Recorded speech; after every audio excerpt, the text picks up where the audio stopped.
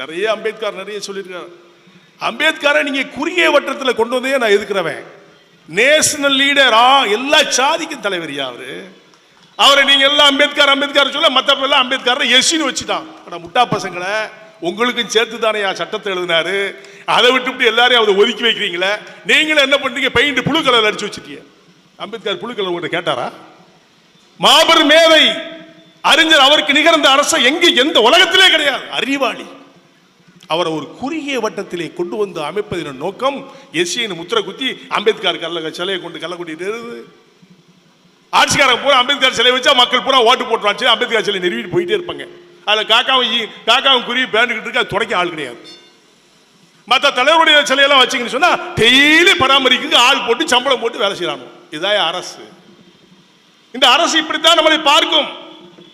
உரிமைக்காக கொள்கை 20 சங்கம் கூண்டேன்னு போட்டிருக்கீங்க. நான் பார்த்தோன்னா மகிழ்ச்சியா இருந்துச்சு. 20 சங்கம்னா கிட்டத்தட்ட ஒரு 5000-10,000 பேர் கூடுவான்னு பார்த்தா ஆளை காணும். உங்க சங்கத்துடைய நிலை என்ன? 20 சங்கங்கள் SC/ST எல்லாம் சேரணும் சொன்னா எவ்வளவு பேர் சேரணும்? குறைந்தது ஒரு 1000 பேர் 2000 பேர் கூட வேண்டாமா? குறைந்தது. நமக்கு வந்தா எனக்கு, உனக்கு வந்தா உனக்கு. அப்ப இந்த மக்களுக்கு எப்படித்தான் நம்ம நன்மை செய்ய முடியும்? அரசு எப்படி செவி சாய்க்கும்? என்னமோ கூண்டாங்க, ஆண்டி மனம் மட்ட மாதிரி கூட்டினாங்க போயிட்டாங்கன்னு சொல்லி அரசு நினைக்கும். அண்ணா அருமையான ஒரு கருத்து சொன்னார். நான் அதுல ஈடுபடாதா, உடனே கல்ல கொண்டு எரிஞ்ச உடனே பேப்பர்ல பத்திரிகையில போட்டான்னு சொல்ல, அதனால உங்களை கலவரம் செல்ல தூண்டும் நினைச்சிட வேண்டாம்.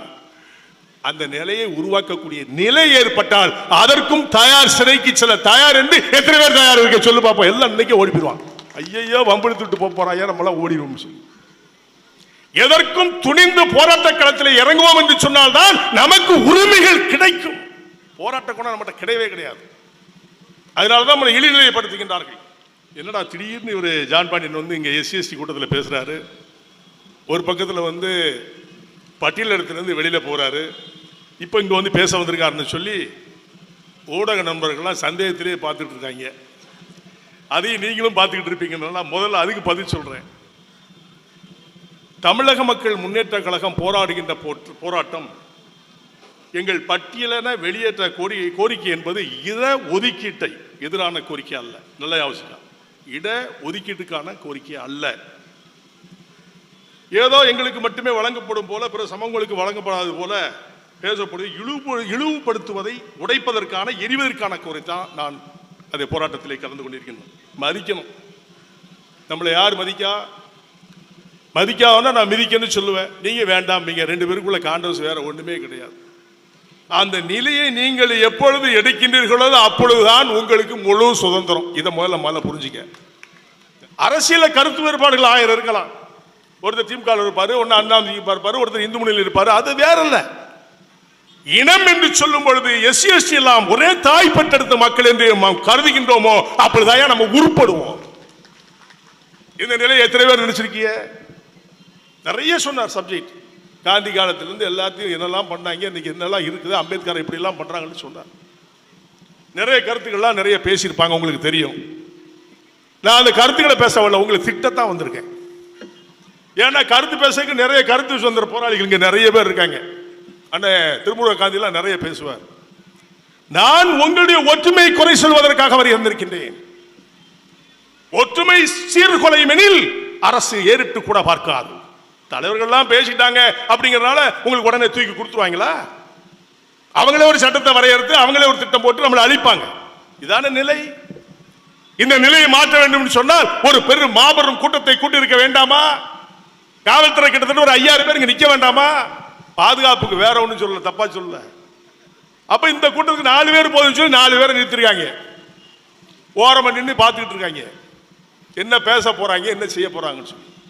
உரிமைகள் பறிக்கப்படுவது இப்போது அல்ல, தொடர்ந்து பறிக்கப்பட்டு கொண்டே இருக்கிறோம். தாட்கோன்னு ஒரு நிறுவனம், அந்த நிறுவனத்தில் போய் யாராவது அப்ளிகேஷன் போட்டு யாராவது சலுகை பெற முடியுதா சொல்லுங்க? யாராவது செய்ய முடியுதா சொல்லுங்க? நம்மளுடைய சலுகைகளை எல்லாம் பிற சமூகத்திற்காரர்கள் பயன்படுத்திக் கொண்டிருக்கின்றார்கள். உண்மையா இல்லையா? நிறைய பல்கில் போய் பாரு. SC கோட்டாவில் பூரா BC தான் வச்சிருப்பான். இவனை கையெழுத்து போட்டு வாங்கிட்டு அவனை அனுப்பிச்சுட. இது அரசாங்கத்துக்கு தெரியாதா? இது SC-க்குள்ள இடத்துல நீ பயிர் வச்சு சாப்பிட்டுட்டு இருக்க, அவனுக்கு 5 பத்தை கொடுத்து வீட்டில் உட்கார வச்சு. இதே மாதிரி எல்லா டிபார்ட்மெண்ட்லையும் இருக்கிறாங்க. எல்லா டிபார்ட்மெண்ட்லையும், மெடிக்கலா இருக்கட்டும், ரெவன்யூவா இருக்கட்டும், எல்லா டிபார்ட்மெண்ட் இந்த ஊழல்கள் நடந்துகிட்டு தான் இருக்கு. 80 மார்க் எடுத்து இவன் பாஸ் பண்ணி கோட்டால போனான்னா 85 மார்க் உள்ளவனுக்கு வந்து பிசில வர்றவனுக்கு நீ கொடுத்துடுற. மார்க்கின் அடிப்படையில் நீ எப்படி பதவி உயர்வு கொடுக்கணும்னு சொல்லி அது ஒரு சட்டத்தை ஏன் போட்டீங்க? எப்படி போட்டீங்க? அது என்ன திட்டம்? எந்த காலத்தில் வர முடியும்? பெருக்கிறோம் தான் இருக்கணும், மேலே போகக்கூடாது, உதவியாளரை போகக்கூடாது, ஜூனியர் அசிஸ்டன்ட் சீனியர் அசிஸ்டண்டா போகக்கூடாது. இந்த மாதிரி நம்மளை எல்லாம் அமுக்குவதற்காகவும் ஓட்டுகள் வாங்குவதற்காகவும், மொழிவா புரிஞ்சுக்க, திட்டமிட்டு நம்மளை அழித்துக் கொண்டிருக்கின்றார்கள் சண்டாளர்கள். இதை அகற்ற வேண்டும் என்று சொன்னால் ஒற்றுமையாக திரளுவீர்கள் என்று சொன்னால் வெற்றி பெற முடியும் என்பதை மட்டும் தயவு செய்து புரிஞ்சு கொள்ள வேண்டும். போதியா? எத்தனை நாளைக்கு தான் நம்மளை ஏமாத்துவாங்க நாட்டில்? அதனாலதான் நாங்க உரிமையை பெறணும், என்னை அசிங்கப்படுத்துறான், நான் யாருன்னு காட்டணும், அதுக்கு தான் நான் வெளியில போறேன்னு சொல்லிட்டு இருக்கேன். ஆனால் நமக்காக எதிர்ப்பு அல்ல என்பதை மட்டும் நான் இல்லைன்னா வந்திருக்க மாட்டேன். என்னுடைய சகோதரிகள் பாதிக்கப்படுகின்றார்கள், இதை என்னால் விட்டுக் கொடுக்க முடியாது. இதைத்தான் நான் உரிமையாக பேசக்கொள்ள கடமைப்பட்டிருக்கின்றேன். இந்த பக்கத்தில் இருக்கிற விழுப்புரத்தில் கோயிலை பூட்டியிருக்கான யாராவது கேட்க முடியுதா? அவங்களோட இணைந்திருக்கிறதா கேட்க முடியுதா? நான் பண்ண உடனே உடைச்சு துறம்ப கோயிலை உடம்ப 2 தான் செய்வேன். ஆனா எங்களை கூப்பிட மாட்டீங்க, ஏன்னா அங்க அரசியல் விளையாடுது. குடியாத்த பக்கத்தில் அண்ணன் ஊர் பக்கத்தில், அது கிராமத்து பேர் ஞாபகம் இல்லை, கிட்டத்தட்ட ஒரு 40 வருஷம் இருக்கும், 35 வருஷம் 40 வருஷம் இருக்கும். அருந்ததியர்கள் ஒரு கோயிலுக்குள்ள போகக்கூடாதுன்னு சொன்னாங்க. அப்போ ஜெயகரன் ஜோசப்னு ஒரு சகோதரர் இருந்தாரு, அவர் என்ன திருநெல்வேலியிலிருந்து கூப்பிட்டாரு. நான் வந்தேன், என்னன்னு கேட்டேன். இந்த கோயிலுக்குள்ள அருந்ததியர் போகக்கூடாதுன்னு சொல்றாங்க தலைவர், அதுக்கு தான் உங்களை கூப்பிட்டோன்னே வா போலான்னு. வேலூர் கலெக்டர் வந்து போகக்கூடாதுன்னாரு. நான் போவையா, முடிஞ்சா வேலூர் ஜெயிலில் போடுவாள தானே, போறேன்னு போனேன். எல்லா போலீஸும் 500,000 போலீஸை குமிச்சுட்டாங்க. வந்துட்டாயா திருநெல்வேலியிலிருந்து இங்கே ஒரு பெரிய கலவரத்தை உருவாக்க வந்து இன்னும் கலவரக்காரன் தான் வச்சிருக்காங்க. நியாயக்காரன்னு சொல்ல மாட்டான், நியாயம் தான் போனேன். ஒன்று கோயிலை விட இல்லை இந்த மக்களை உள்ள விடு, நான் தலைமை தாங்க போறேன்னு வந்து ஊருக்குள்ள போயிட்டேன். போலீஸ் கலெக்டர் எல்லாம் வந்து கெஞ்சுறாங்க, தயவு செய்து போண்டா சரிப்படுத்துறோம் கெஞ்சுறாங்க.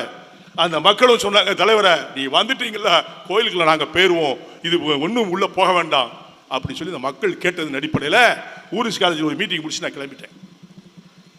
நாம் இப்படி படிப்படியாக நம்முடைய உரிமையை கேட்க வேண்டும் என்று சொன்னால் ஒட்டுமொத்த கருத்துக்களாக அரசியல் பாரபட்சமின்றி ஒன்றாக சேர்ந்தோம் என்று சொன்னால் வெற்றி கிடைக்கும் என்பதை மட்டும் நீங்கள் தெளிவாக தெரிந்து கொள்ள வேண்டும். சகோதரர்களை எண்ணி பாருங்கள், இதில் அரசியல் பார்க்க வேண்டாம், அரசியல் நமக்கு தேவையில்லை.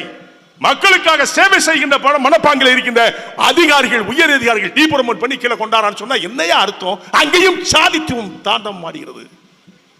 உயரதிகாரி ஒருத்தர் இருக்கான்னு சொன்னா எஸ்சி எப்படி மதிக்கிறான்? டைரக்டரா இருக்கமே அவனுக்கு கீழே இருக்கிற டைரக்டர் கூப்பிட்டு டீ வாங்கிட்டு வாங்குற சொல்ல நிலையில இருக்குது. இவன் செருப்ப கலத்தி அவனை அடிக்கணும், சஸ்பெண்ட் ஆகணும், பேப்பர்ல வரணும்.